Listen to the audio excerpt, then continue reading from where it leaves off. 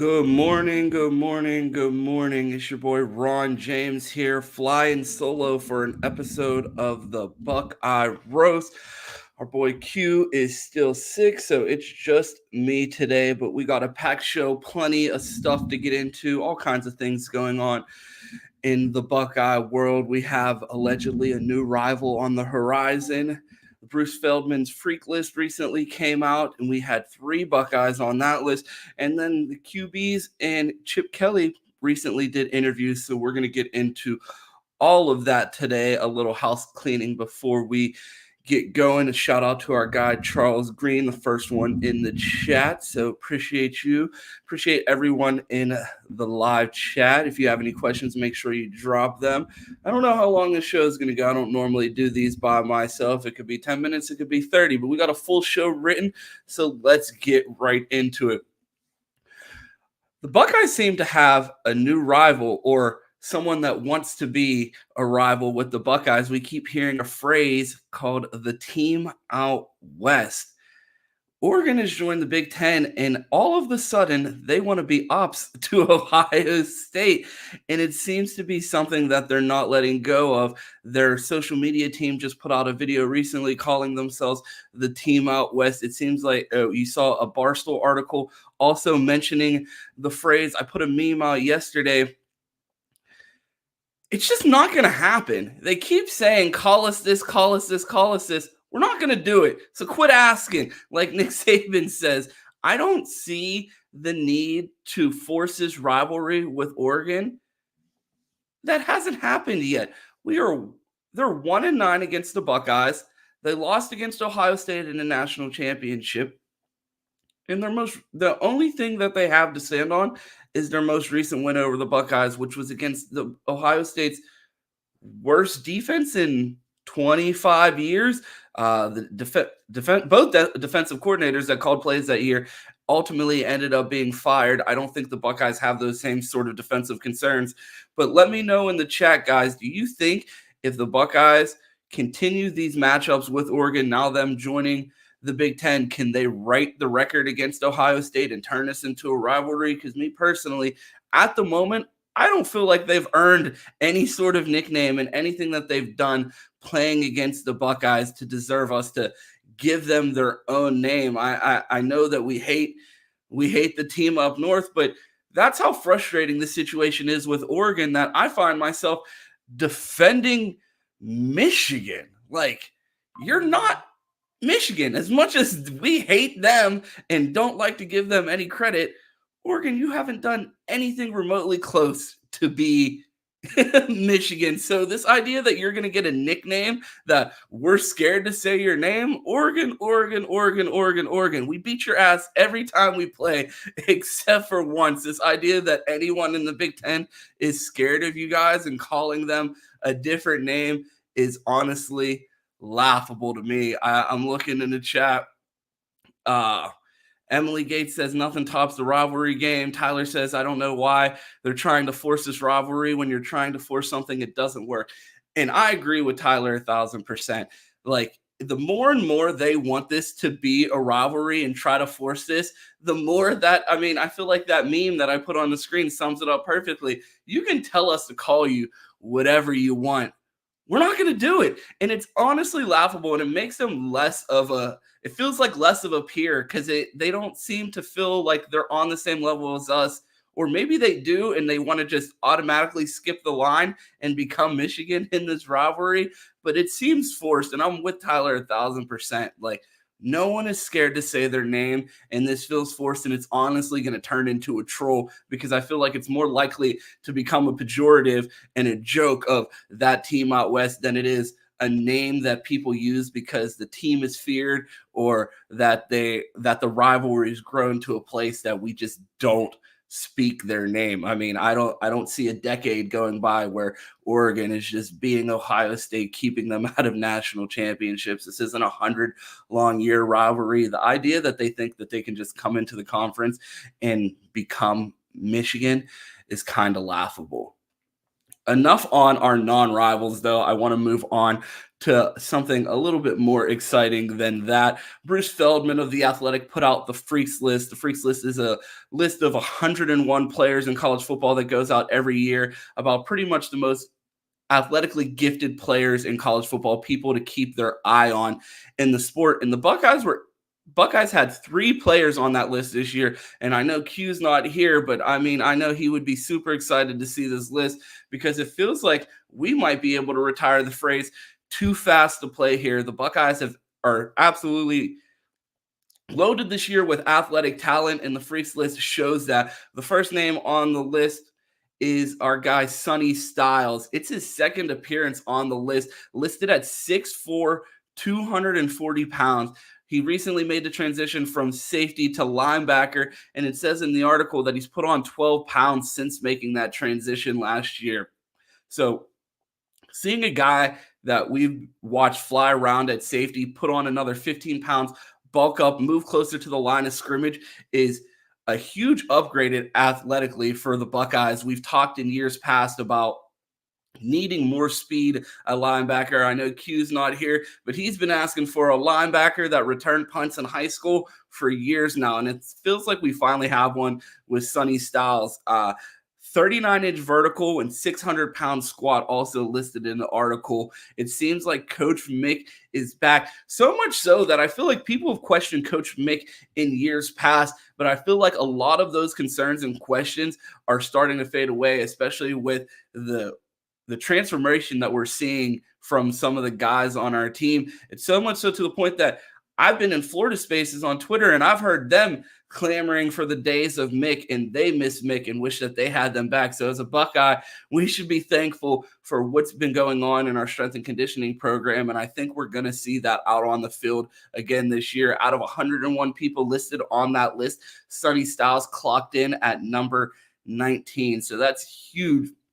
Another guy on that list that came in at 26 and honestly came as a surprise to me because I don't necessarily think of this guy as an athletic freak, maybe because he just sounds like maybe he's an engineer and I don't get that menacing offensive lineman feel from him, and it sometimes gets forgotten. But Donovan Jackson appeared at number 26 on that list, 6'4", 320 pounds, a 490-pound bench, 610-pound squat.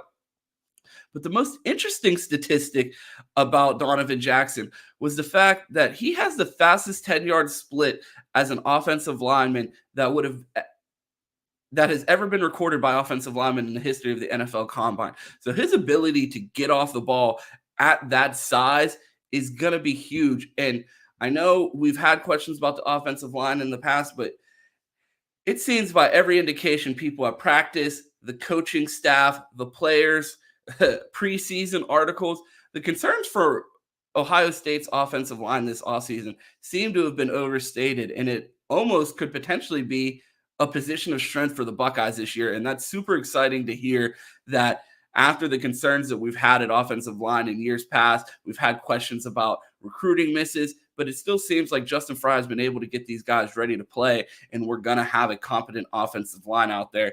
And I feel like Donovan Jackson making an appearance on the Freaks List speaks to the level of talent on that offensive line.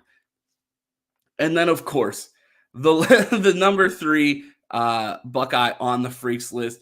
Anyone that watches this show could have expected this name because we've been touting this name since they were a junior in high school. Jeremiah Smith makes an appearance at number 7 on the Freaks List as a true freshman. Just think about that for a second. 101 of the most athletic people in the sport of college football. And Jeremiah Smith, a true freshman for the Buckeyes, is number 7 already in that ranking. So just clearly the outsiders that haven't been following the Buckeyes and Buckeye recruiting for years can also see the talent that this kid brings.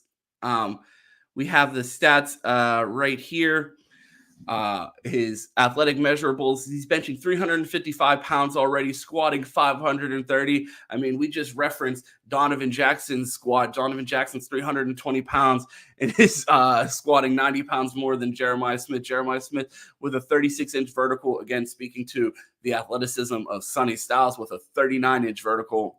And then he's already clocked a top speed of 23.3 miles per hour, which is the second highest on the Buckeyes team. That is a level of speed that I don't think that we've seen in a while from the Buckeyes. When Anand was on, he talked about receivers being able to take slants to the house and break big runs and not necessarily have to take the top off of the defense, but are able to make a guy miss and take a pass all the way to the house, even if it's just a short pass. So I think this level of athleticism at Ohio State might warrant us to retire the phrase too fast to play here, because with a speed like 23.3 miles per hour, and we know Jeremiah Smith is absolutely going to be on the field, I think we might have to retire the phrase, because if too fast to play here was ever a thing, I think it would also apply to Jeremiah Smith, and it doesn't seem to be the case. A few months back, I did a video talking about how Marvin Harrison Jr. did an interview at the end of the season where he talked about building the greatest Ohio State wide receiver of all time, and he lists some of the best attributes about some of the guys that he has played with in years past at Ohio State. And I'm listening to Marv describe the receiver that he's building of an all-time great, and as I listen, I'm like, that sounds pretty familiar, almost like a guy that I have heard of before. To build my perfect Ohio State wide receiver. From people that I play with, I've seen up close, I would say Chris's speed. Fields has time, launches downfield, it's Olave, he's got a touchdown, Ohio State! Jeremiah Smith just had the full package of skills on display. He has elite burst and movement skills at his size. To be honest, it looked like the film was in fast forward at times. Jarrett's athleticism.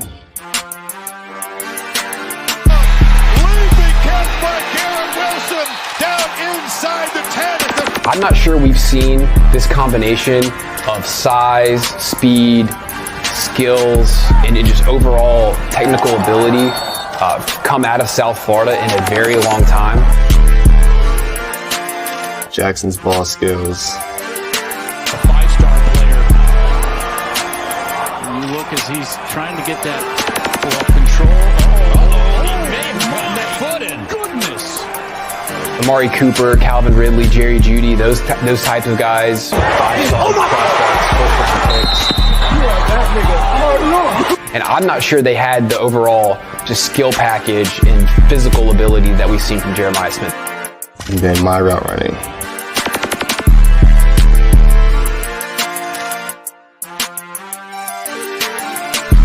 Film doesn't lie, and when you flip on Jeremiah Smith's tape, you'll see why he is the truth.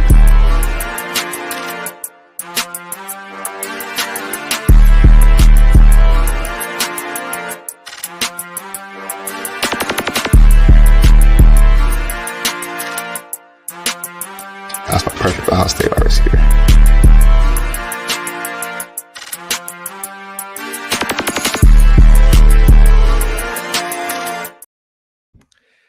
And there you have it, from Marvin Harrison Jr.'s mouth himself, the best wide receiver from Ohio State. We can see that Jeremiah Smith possesses all the tools to be the next great at Ohio State. And I feel bad because it feels like with all the hype around Jeremiah Smith, some of the guys get lost in the shuffle. And Carnell Tate, a guy that we've been hearing great things about before Jeremiah Smith ever stepped on campus, I think is another guy that you could include in there. You've heard great things about Brandon Inniss. And then obviously Emeka Egbuka is only 800 yards away from the Ohio State all-time receiving record. This room is filled with absolute freaks. I think all of them could have found their four wide receivers in the Buckeyes wide receiver room could have found ways onto this list. And it just speaks to the depth of that room. And it's no surprise that Zone 6 is absolutely loaded returning into this season. And I think they're going to be in great hands for years to come with Jeremiah Smith here for the next 3 years. I want to move on to Buckeye interviews. Chip Kelly and the quarterback sat down with Ohio State media the other day and had a lot to say The most surprising thing, honestly, from the quarterback interviews is Chip Kelly said he wouldn't read too much into the distribution of reps with the ones in the open practice. And I'm here to tell you that's cap. I feel like Chip was talking out of both sides of his mouth during this interview. It felt like he tried to temper the hype around Will Howard as far as being the expected starter, or people reading too much into Julian saying, repping with the ones. I feel like they're really going to tighten up this rotation and figure out who needs to get reps to make sure the Buckeyes are ready to go on August 31st. He followed up that comment about not reading into the rotations too much, talking about the speed that this team has, which again, it's a shame that Q's not here for this episode, because it feels like today's episode is the official death of Too Fast to Play here, because Chip Kelly had a lot to say about the speed on this team, and not only with all of the skill positions, but also with the quarterbacks. This team can run. There's no Noah Lyles, but I mean, he went 27.1 miles per hour. I mean, that was, we talked about that. Coach Day showed that in the meeting, talked about where he was and how he finished. There was a great lesson there, but there's a lot of guys at a lot of positions that can run. And the guys that are the most impressive to me are the big guys that can really run. We got some bigger guys. Will Howard's a great example. Will went 22 miles an hour this summer at 237 pounds. So we got a bunch of guys who can move. You heard it there. A bunch of guys that can move. He mentions Will Howard in his speed at 240 pounds. He also noted later in the interview that every quarterback on the roster has been clocked at over 20 miles per hour this season, which is definitely an upgrade in athleticism than we saw last year at the QB position. I know Cam has talked about it on Buckeye BS during his rewatches. It was just so glaringly apparent that Kyle had no interest in running, and it was something that our offense lacked, the ability for our quarterback to scramble for those extra yards and also for them to extend the plays with their feet. You look back and see some of the highlights of Will Howard at Kansas State last year, and if he's able to do some of those things at Ohio State, that'll be an element that we've seen in that we haven't seen in our offense since Justin Fields. Is he Justin Fields? No. Does he have that level of speed? No. But does he have the ability to extend a play and run for more yards than we've seen out of Kyle McCord and CJ Stroud in the past 3 years? Easily. So it's going to be exciting to see what Will's able to do with his legs, and if any of the other quarterbacks get in, what they're able to do with their legs. He also talked about the offensive line. I hit on that a little bit earlier in the show. Again, reassurance that there's belief around Columbus and the Woody that this offensive line could be a position of strength, and Chip feels like things are coming together with them, and if they're able to continue on the trajectory that they are on, that we could see the offensive line be a position of strength for the Buckeyes, which is something that most Buckeye fans weren't expecting this year, because when you talk to Ohio State fans during the offseason, a lot of them had to say that they didn't have many concerns, just not sure about the quarterback, having not seen Will Howard play at Ohio State, and then questions around the offensive line due to the struggles that we saw last year. But the staff seems to be doing a good job of thwarting those concerns as far as people worried about the offensive line this year. And it's almost getting to the point where it's time to start thinking about, could this be a position of strength for the Buckeyes? The last thing, which is probably not a surprise to anyone, Chip also noted that there's no timetable for this quarterback decision. They really haven't been too committal as far as telling the media when they're going to let them know about the quarterback, whether it be CJ Stroud, whether it be Justin Fields, or Kyle McCord. We watched the Kyle McCord battle drag on all the way into the season. I don't expect that with this quarterback battle. I think we'll get a decision within the next 2 weeks. But, I mean, you listen to the interview. 1 minute, Chip Kelly's talking up Will Howard. The next, there's no timetable. It seems like it's a foregone conclusion that Will Howard is the starter, and it's just they're just going through the motions at this point as far as keeping it an open battle. I feel like as these reps start to get ratcheted, or they tighten up these reps, and the rotation isn't as wide in practice now that there aren't so many eyes on practice, that we'll have a clear idea of who this quarterback is, and they'll be letting the media know here within the next 2 weeks. I don't see any scenario where a open battle goes into the season. I think we'll have a starter named at least a week before the the first game, and the Buckeyes will be able to prepare for this national championship run that they expect to have. Another guy that talked to the media yesterday is freshman quarterback Air Nolan. I know there's been a lot of talk about Air during the offseason. I know a lot of non-Ohio State fans are clamoring for the idea that a 5-star quarterback had another 5-star join his class, and they think that someone's going to be available on the market. But when you talk to Air Nolan and his experience in this loaded quarterback room, he said he's just making the most of his limited opportunities in such a loaded room with a room filled with so much talent.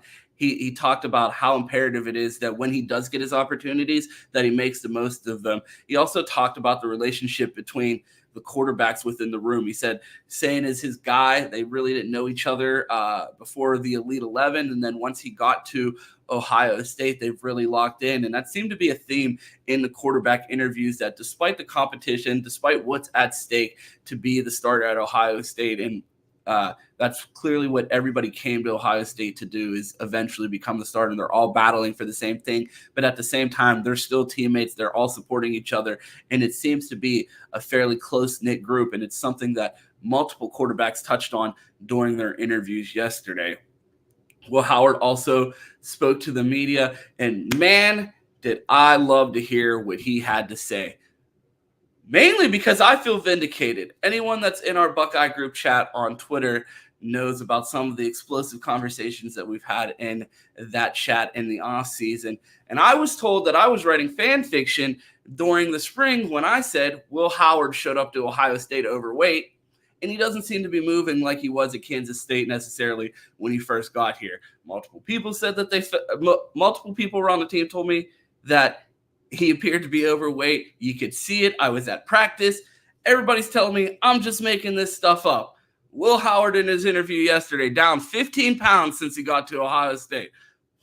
Why would a guy that wasn't overweight just randomly drop 15 pounds? Everybody's talking about how big of a physical specimen this guy is, even down 15 pounds. So obviously that speaks to the weight concerns when he first got here. It's great to hear that he was able to lock in and get his body to where it needs to be. And it seems like this guy is doing everything that's been asked of him since he got to Columbus. The weight's down in spring. There's more zip on the ball. He seems to have a better grasp of the offense. The team seems to be rallying around him. So you have to give, I don't use the phrase hats off. The hat never comes off. But kudos to Will Howard in the development that he's had here at Ohio State and taking this process seriously, and the challenges that the staff has presented him with. He's taken all of them, and it seems like he's been running with them.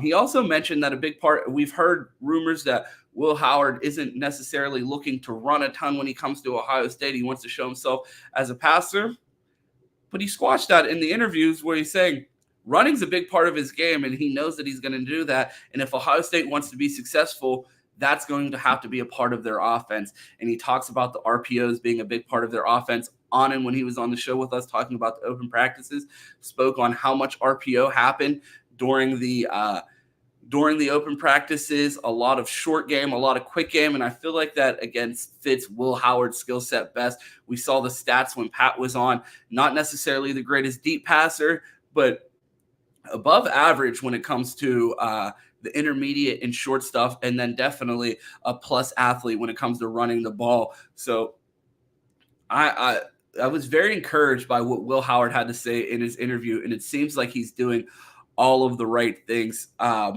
He spoke a little. Here's another clip of some of the things that he had to say during his interview yesterday. The one thing I would say is that I don't feel like I have to be a hero here. And I feel like I have the guys around me to where I just need to facilitate and just get them the ball and make good decisions. And at the end of the day, I don't have to go out there and do anything superhuman, you know. I just have to be myself and trust the guys around me. And, you know, going through camp and through spring ball, like I was talking to you earlier, Adam, like going against this defense every single day is a blessing, man. Like I know it sucks at times, and I'm sitting here like, geez, like, you know, in a game, like that guy's not going to be guarded like that. You know, that's just Denzel being a dude, or IGB, you know, making a really good play. But, like, that's real, and that is going to happen. And we're going to play some really good defenses. But, like, I think we're playing, you know, one of, if not the best defense in the country every single day. And that's just making me and us better. And, for me, it's elevating my game, and I love the competition, and we all do. So.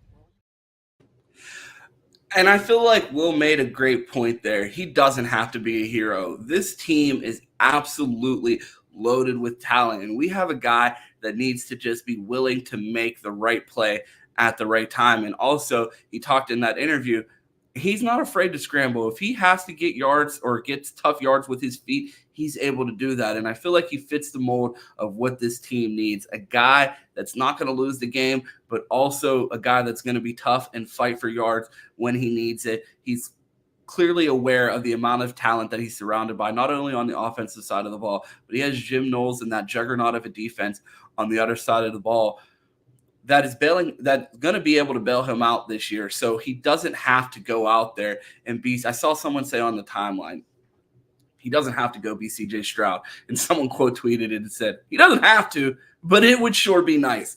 And obviously everybody would love to see the high flying offensive production and pass offense look like it did in years past. But at the same time, I'm completely fine with go out there and make winning plays. If that means chucking the ball downfield, hit the pass. If that means running for tough yards, that's fine with me. If it means handing the ball off 200 times to Quinshawn and Trey, whatever this team needs to do to get it done, I'm fine. And I don't want to get lost this year in the aesthetics of how this team is winning, because if they're doing it in a dominant fashion, whether it looks sexy or not, I feel like that's all Buckeye fans truly want, is to see them holding a natty above their heads at the end of the year. So if it doesn't necessarily look like CJ Stroud or I don't think anyone's clamoring for Kyle McCord's offense back again this year. So I think if we see a competent offense that looks like they're able to dominate inferior opponents, stay on schedule, and score in the red zone, I think Buckeye fans will be happy, and I think Will Howard will be able to provide that. Devin Brown also talked to the media yesterday. He said he compared the current quarterback competition to last year, said not much has changed, and he's pretty much just going in there and doing his job and continuing to compete, and you love to hear it.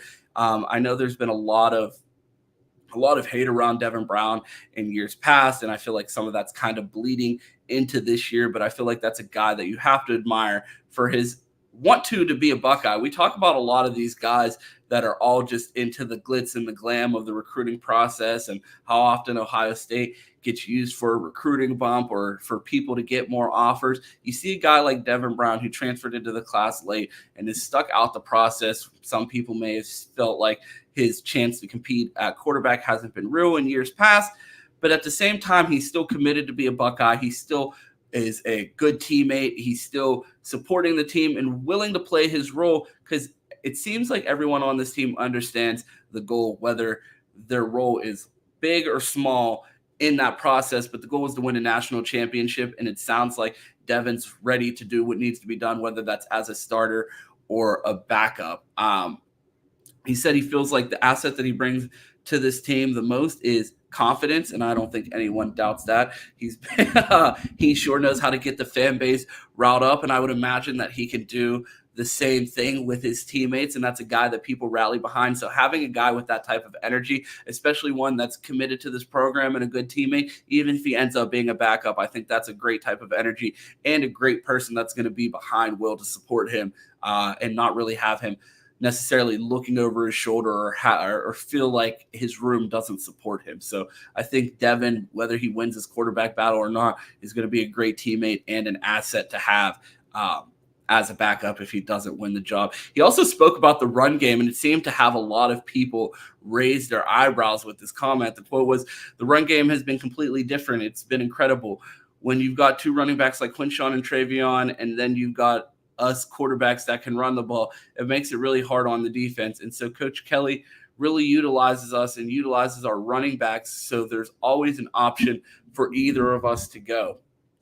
It seems like we have a completely revamped run game, and we're not going to necessarily see a lot of the things that we saw last year. So I'm excited to see the new wrinkles that Chip Kelly has put in this offense, because clearly the run game has received a makeover, and now that we have these this two-headed monster in the backfield with Quinshawn and Trey, and then you pair them with 5 quarterbacks that are running over 20 miles per hour and an emphasis on the RPO game, I really think that this offense is going to see a revamped run game that we haven't seen in years past. So while we may not see the high-flying offenses of C.J. Stroud, I think we're going to see a unique run game that we also haven't seen at Ohio State in the Ryan Day era.